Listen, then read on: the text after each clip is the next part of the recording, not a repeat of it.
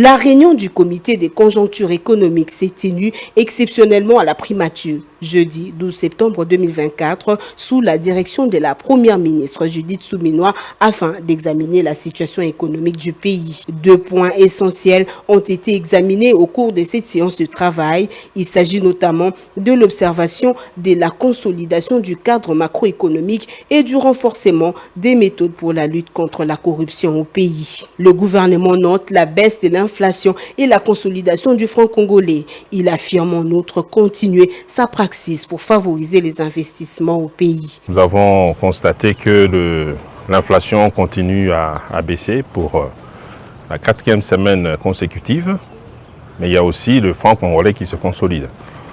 À côté de ça, il y a la nouvelle sur la croissance qui s'affirme autour des 6%, ce qui est une bonne nouvelle.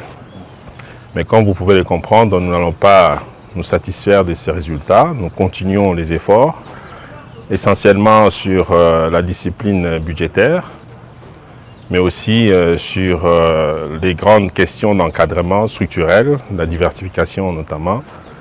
Et puis il y a les grands programmes que vous connaissez des infrastructures, notre plan quinquennal. Donc tout cela pour permettre à notre pays d'avoir un environnement encore plus susceptible de favoriser les investissements dont nous avons besoin pour notre développement. La lutte contre la corruption et les malversations financières fait partie des axes phares du programme d'action du gouvernement Suminwa qui tire à son tour sa source des travaux du plan national stratégique des développements. C'est ce qui explique le renforcement de la lutte contre la fraude au niveau des frontières.